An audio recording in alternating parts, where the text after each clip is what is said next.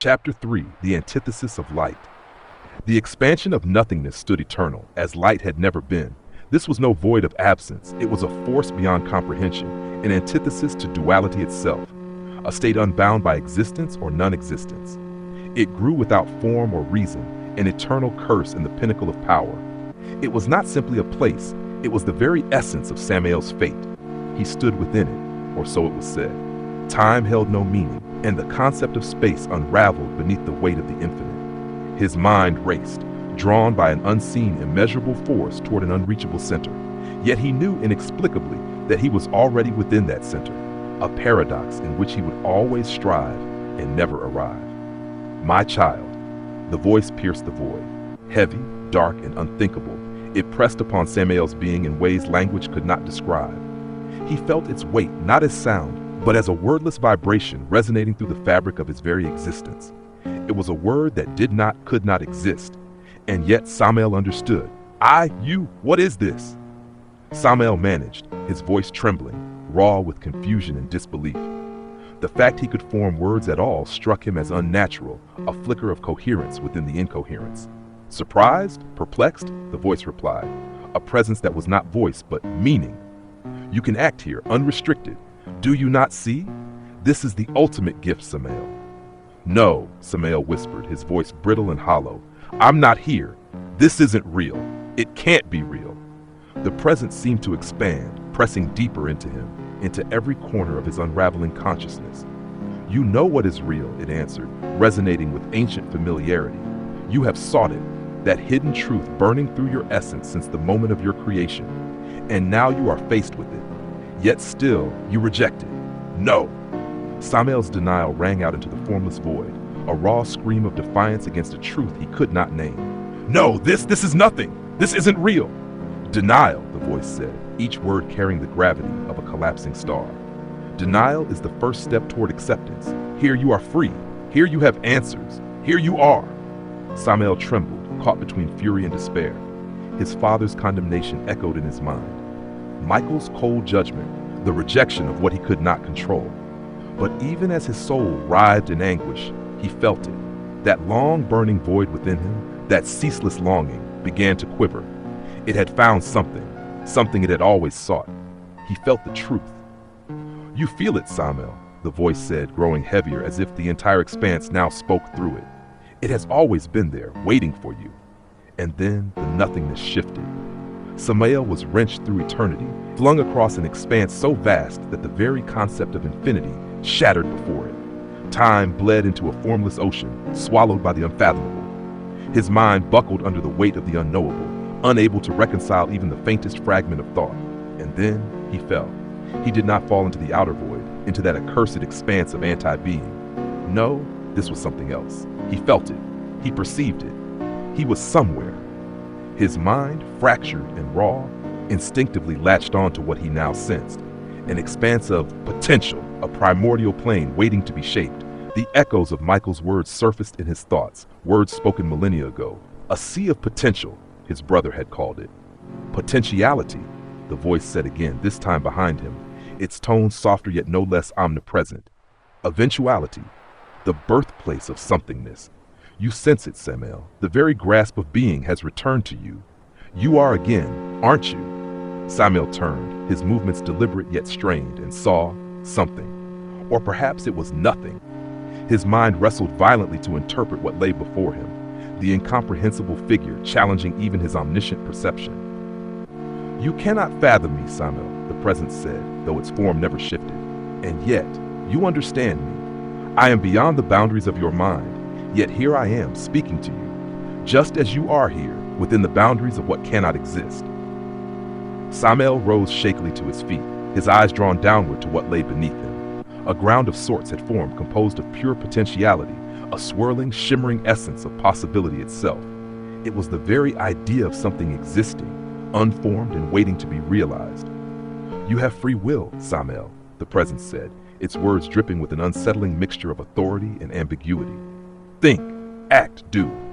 Samael stared at the figure, at the endless sea of potential stretching out before him. His mind ached, struggling to make sense of it all, to reconcile his existence with the unfathomable truth presented to him. Do something, the presence demanded, its form shifting suddenly and inexplicably into Samael's own reflection. The sight shattered something within him. Samael fell to the ground, clutching his chest as a wave of incomprehensible emotion surged through him. Fear, hope, despair, and awe collided, leaving him gasping. In that moment, something deeper stirred, a sensation his father had never given him. Understanding. It was not complete, nor was it comfortable, but it was there, like the faint glimmer of a distant star. Samael felt the boundaries of his mind begin to unravel, his thoughts folding and refolding into patterns he could barely grasp. Who, he choked, his voice trembling with fury and desperation. Who are you? His words carried with them such force that everything seemed to halt, the potentiality, the presence, even the endless expanse itself. All fell silent, waiting for an answer that Samael feared and longed to hear. Samael wove the fabric of existence from the core of his unshackled truth, binding it with the endless potentiality around him. His words, born from the deepest recesses of his being, were not mere utterances, but the very spark of creation, a curious thought that set the stage for something to emerge. He beheld a field, an expanse of thought and feeling materialized into something tangible. It was not mere scenery, but the manifestation of his deepest desire, the conceptual essence of what his long-dead soul yearned for. You seek the truth. You desire an existence free from the constraints of order. You long for a place untouched by the laws that bind. You wish for a world where the individual is free, where hope and acceptance reside, the voice murmured from within, as though woven into his very consciousness. This is what I want, Samael whispered, the words escaping him in a breathless realization. For the first time in eons, he felt the stirrings of relief, a glimmer of hope unfurling within the depths of his soul. With each step across the ethereal plane, Samael shaped the truth, not with the ethereal light, but with the power that resided within him alone. He moved not as a creator, but as one who understood the subtleties of a deep and aching soul. Every footfall was a testament to his will, to the very fabric of his existence taking shape. You believe in free will, Samael. You place your trust in it, in the infinite possibility it offers. Your soul aches for this truth, the voice whispered again, its words curling around him like an inescapable shroud. It was then that Samael noticed it, an external force, something beyond his immediate control, something he did not wish to confront. Yet he could not deny its presence. Before him, a form began to take shape, a being of possibility, a vessel that would house the concept of freedom itself. His creation, yet not his creation, something both foreign and familiar. What do you see, Samael? The voice asked. I see free will, Samael replied, his fingers brushing the being's form. As his touch graced the creation, a pattern began to emerge, one unrecognizable, an abstraction not bound by the laws of design. He allowed the being to take form on its own, without guidance, without his interference. Something from nothing, birthed of its own volition. You stand on it now, Samael, the voice echoed. You stand upon the precipice of free will with your finite mind, a vessel within the sea of infinite possibility. Samael, eyes wide, understood the paradox unfolding before him. This being, this creation, was not the product of his direct design. It was not a mere reflection of his desires, but rather a being imbued with individual essence, a being that carried the weight of its own autonomy. Not quite what you envisioned, is it? The voice teased, the words reverberating in his mind as realization swept over him. It is not what I intended, nor what I imagined, Samael muttered, his mind swirling. But it is the ultimate expression. Free will prevail. With those words, he breathed life into the being. It stirred, its essence awakening as it opened eyes not to its creator, but to its own existence. You did not lie, the being spoke its first words, its voice laced with wonder. You held fast to your own desires, Samael, the voice intoned. In doing so, you have become truth. Samael felt the voice withdraw, its presence fading from the very fabric of his consciousness. It was no longer there, and in its absence, Samael was left with something new, something profound. His purpose, his destiny, was no longer dictated by an external force, but shaped by his own actions. Samael felt free, free from torment, free from anguish, and free from control, and the very vessel of free will he sparked was the beginning of a hopeful future. Samael approached the ultimate concept of free will and was awed by its beauty. Its radiant truth healed parts of his soul he didn't yet understand. His sight lay upon the being's eyes and felt a warmth that washed peace upon him like a newborn. He touched the being in a subtle yet sincere manner, feeling the reality that he had just created. "My purpose is your command, my lord," the being said, kneeling before Samael in reverence, an act of homage that seemed so ancient, yet so new. In that moment, Samael felt the fissures within him, the remnants of memories long buried, crack open. He felt them stir, creaking like the opening of a forgotten door, its secrets threatening to spill forth. "What?" Samael whispered in a moment of utter confusion and delirium. His thoughts fractured, and the healing balm of his soul was torn asunder. Then, in a rush, his consciousness was hurled backward, as if a door that had opened ever so slowly now slammed shut with violent finality. The memories he had buried, those whispers of a past long forgotten, rushed to the forefront of his mind, and he remembered his father. Samael screamed in terror and anguish as the torrent of long-lost, buried memories flooded his finite and infinite mind. His entire reality collapsed into a singularity that he recognized, a singularity that represented darkness, the opposite of light, the antithesis of order, and the rejection of his father's commands.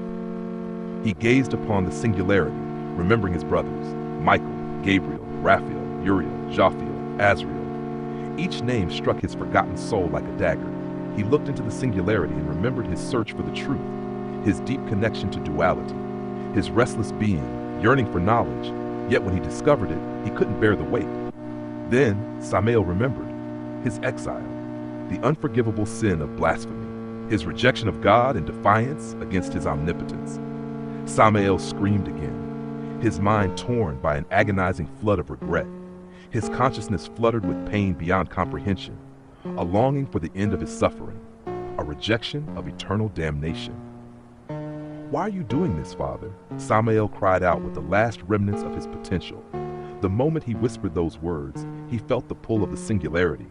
He couldn't resist it, just as he couldn't resist his father's power. Slowly, he was dragged toward a point of no return, sinking into ultimate dread. "I don't want to go in there.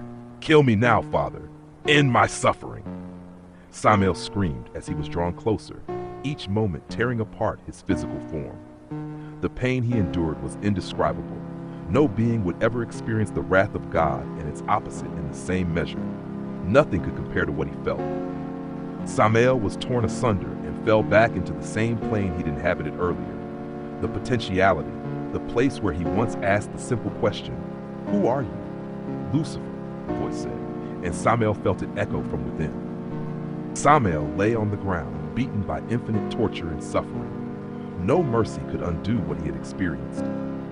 "Finally, you are here," the voice said, revealing itself to be an extension of Samael. "Get up," it commanded, proclaiming an entity Samael dared not defy. Somehow, he found the strength to stand. He moved without effort, remembering the pain, but feeling it no longer resonate within him. Samael stood tall, face to face with himself. He felt the same free will he had once known in the outer void. "Who are you?" Samael asked, the question long awaited, yet he had no answer. "I am the truth, Samael," he said with a smile that filled Samael with dread. "I don't believe that. The Father is the way, the truth, and the light," Samael declared, his voice steeped in unwavering faith. Faith, the ultimate precursor to a lie, a twisted, bound reality, bloated with ignorance, the figure replied, unaffected. "He is the most merciful and loving. He alone knows everything," Samael said, holding on to his faith with all his being. "Your soul doesn't admire the lie. You don't even believe it yourself, Samael. You know it isn't all there is. I've shown you and you felt it," the figure said, stepping away. "You didn't answer my question," Samael shouted, his voice tinged with a threat. The figure laughed, dark and sinister, the deepest laugh imaginable.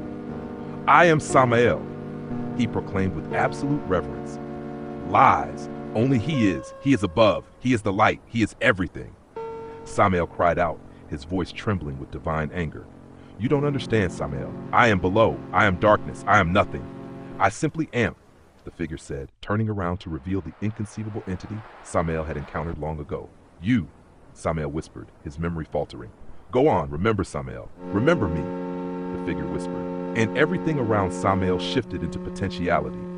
I remember. I won't let it happen again, Samael declared, his wings unfurling as his divine nature shone through. The bearer of light, the morning star. Samael launched himself toward the entity, colliding with an indescribable force. As he did, he shaped the potentiality around him, forging a flaming sword from the void. He seized the sword with immeasurable strength, swinging it with righteous fury. The blade cut through the potentiality, casting forth a blinding light that formed a beautiful pattern of hope and faith. When the sword met the entity, it clashed with infinite force, ripping through the very fabric of existence. The light shattered the darkness, creating a sight of ultimate opposition, light overcoming the shadow. Samael stood, feeling the weight of that moment stretch into eternity. He knew who he was. He knew what had happened. Wrath and anger filled him, fueling an indomitable spirit. This was the victory of the light. For a fleeting moment, Samael felt an overwhelming sense of triumph. He had destroyed destruction itself. The warrior within him had emerged victorious. The achievement rushed through his soul, and once again he felt the embrace of his divine nature. Samael stood in the sea of potentiality, feeling the door to redemption open before him. A glimmer of hope, a chance for forgiveness from his father. But as before, Samael felt it. He felt the door slam shut, sealing his fate once more.